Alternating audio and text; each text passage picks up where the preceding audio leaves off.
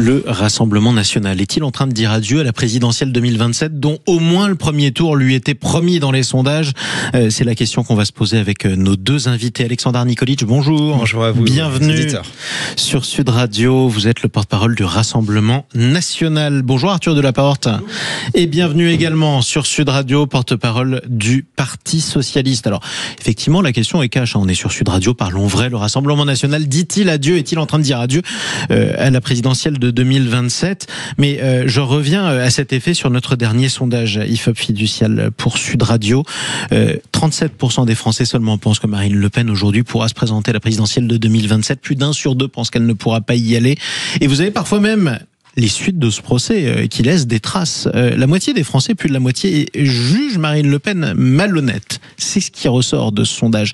C'est dévastateur, Alexandre Nikolic. Non, mais après, elle est toujours donnée dans le dernier sondage qui était sorti, le sondage IFOP, elle est toujours donnée même favorite à la présidentielle. Au premier tour. Elle est donnée à 37% au premier tour, mais elle est donnée également vainqueur au second tour, quels que soient les cas de figure. Donc, c'est quelque part du jamais vu d'écarter la favorite à l'élection présidentielle par une décision de justice qui se base sur des faits qui ne sont ni de l'enrichissement personnel, ni des emplois fictifs, mais qui se base sur une divergence de point de vue, sur l'utilisation de fonds qui sont alloués à des députés européens, parce qu'il faut quand même préciser les faits, et qui sont ensuite utilisés par le député européen pour défendre ses idées. Donc il y a une divergence de point de vue qui concerne aussi d'ailleurs d'autres formations politiques, mais la condamnation qui a été prononcée là, d'ailleurs qui est émise avec des arguments qui sont politiques, puisqu'il juge qu'il y a des faits aggravants comme notre opposition aux institutions européennes actuelles, avec l'évocation par exemple d'un risque de récidive, alors que Marine Le Pen n'est même plus présidente du Rassemblement national ni députée européenne, donc c'est assez étrange de se dire qu'il puisse y avoir un risque de récidive. Et puis surtout, on nous prive même du droit de la défense, puisque l'exécution provisoire est justifiée parce que pendant toute cette période, on s'est défendu. Bah oui, on se défend effectivement de n'avoir absolument pas utiliser ces fonds pour s'enrichir personnellement ou pour avoir des emplois fictifs, comme c'est le cas pour d'autres. Arthur Delaporte. Oui, non, mais je viens d'observer avec admiration votre talent pour évacuer la question principale. Marine Le Pen est-elle jugée malhonnête par les Françaises et les Français? Et la réponse, c'est que quand on a détourné 4,1 millions d'euros, Marine Le Pen 1,8 million d'euros, dont à son bénéfice personnel, c'est-à-dire pour le majordome de son père, pour le chauffeur de son père, pour embaucher sa belle-sœur, pour embaucher son compagnon. Il y a quand même un certain nombre d'éléments. La justice a précisé malgré tout qu'il n'y avait pas d'enrichissement personnel à aucun aspect. Non, la justice dit que ça avait permis d'améliorer son train de vie. Il n'y a pas d'enrichissement personnel, c'est pas venu sur les comptes de Marine Le Pen. Mais c'est venu sur à la fois les comptes de son entourage et c'est venu améliorer son train de vie. Donc, je suis désolé, mais aujourd'hui, vous pouvez dire ce que vous voulez. Marine Le Pen a sciemment, c'est ce que démontre le jugement, mis en place tout un système, finalement, de redistribution de l'argent européen aux fins de son parti politique et non pas, et à des fins personnel au sens de son entourage personnel, sa secrétaire personnelle, le chauffeur de son père qui était payé 80 € brut de l'heure par l'argent du Parlement européen alors que son père n'était plus eurodéputé. Enfin, excusez-moi, mais je trouve ça un peu problématique. Et je crois que c'est normal que la justice l'ait dit. Petite précaution sémantique. Marine Le Pen ayant fait appel, elle n'est pas la seule.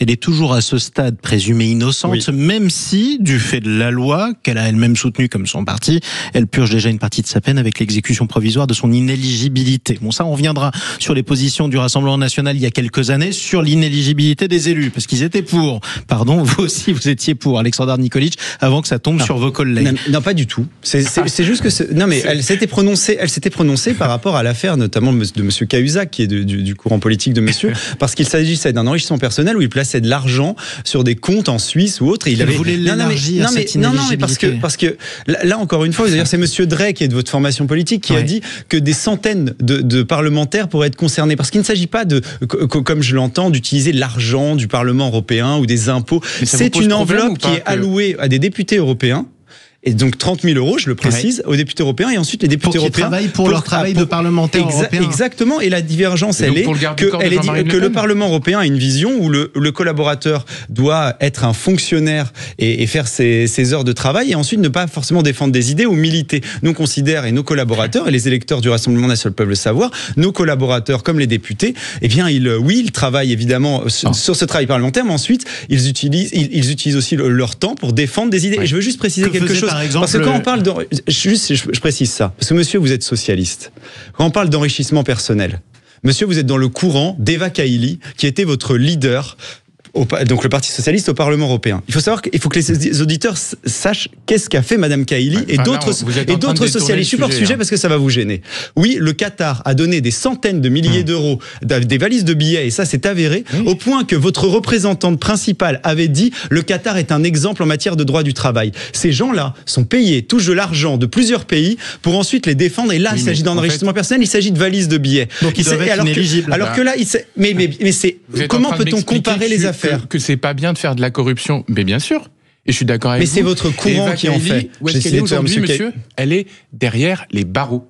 Oui, mais bien sûr, mais c'est ça de l'enrichissement personnel. Eh bien, c'est normal. C'est ça de l'enrichissement personnel. Alors que là, on est en train d'évoquer. Allez-y. Vous êtes en train de dérouler depuis tout à l'heure. Moi, je vous dis juste qu'il y a un parti politique, et le problème, c'est que vous ne le reconnaissez pas, qui a bénéficié d'un système, non pas pour financer le travail législatif de ces députés européens, et c'est bien ce qui leur est reproché, mais pour financer le majordome de Jean-Marie Le Pen, qui n'était plus député européen, pour donner un salaire aux compagnons de Marine Le Pen, pour montrer, parce que vous parlez du travail qui a été fait en dehors du Parlement européen, on peut en effet être militant, c'est tout à fait possible. Mais quand on parle de ceux qui ont reconstitué des fausses preuves de leur travail, je pense à Timothée Houssin, qui a lui-même reconnu avoir fabriqué un faux travail de revue de presse. Est-ce que vous trouvez ça normal de fabriquer des fausses preuves, ou est-ce que ça doit être condamné? Je ne crois pas que Timothée Houssin ait dit ça exactement. Mais si, il a fabriqué des fausses preuves. Moi, je ne veux pas. Vous avez des élus qui sont condamnés. Je ne veux pas qu'on soit dans... C'est un système. Alexandre Nikolic. Je le dis, je trouve que la période est inquiétante, parce que qu'est-ce qu'on aurait dit dans d'autres pays? Si c'était, je sais pas, par exemple la Hongrie d'Orban, si la première chaîne de la TNT était fermée, comme ça a été le cas de C8 par une décision arbitraire, ou comme là, une décision de certains juges, parce que je ne veux pas y associer toute la justice. Moi, je suis convaincu qu'en appel, et j'ai confiance en notre justice, Marine Le Pen sera acquittée de ces faits.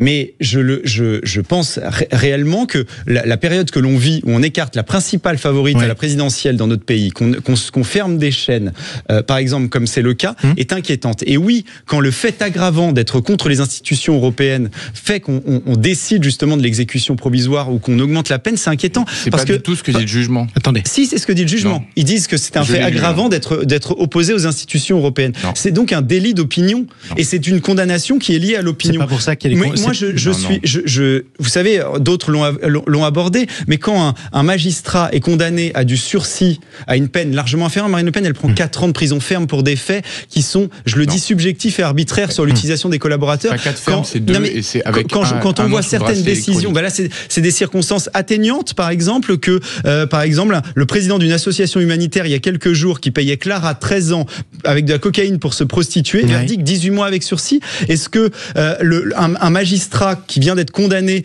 à 3 ans de prison avec sursis pour avoir proposé des relations avec sa fille sur un site libertin, par exemple, est-ce que ce ne sont pas des faits un peu plus graves? Et là, peut-être parce que c'est un magistrat ou un président d'une association qui est pour les sans-papiers, les circonstances sont atténuantes. Oui, je pense que certains juges sont politisés. Ce n'est pas le cas de toute la justice. Et je veux être confiant sur l'appel, parce que je pense que la justice de notre pays retrouvera une raison plus objective et se basera sur le droit. C'est d'ailleurs ce que dit Monsieur Schuttel, secrétaire général du Conseil, ancien secrétaire général du Conseil constitutionnel. C'est ce que dit Madame Lenoir.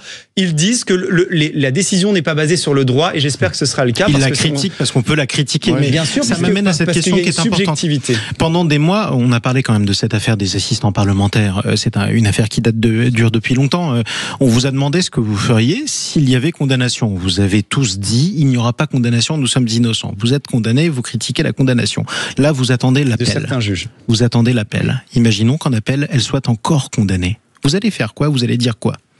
Mais écoutez, on s'adaptera, mais nous on considère. On s'adaptera, c'est-à-dire. Je veux évidemment qu'on. Non, mais j'ai compris ce que vous vouliez croire, mais malgré tout, Attendons, avec des si, on peut. Mais avec des si, on vient de passer, on vient de griller un si. On verra. Oui, on vient de griller un si. Avec, je le disais, une décision qui, pour moi et pour nous, est arbitraire et subjective et qui peut concerner d'autres formations politiques, parce que la France Insoumise, par exemple, elle intervient malgré tout. Est-ce que vous soumettrez la décision de justice en appel ?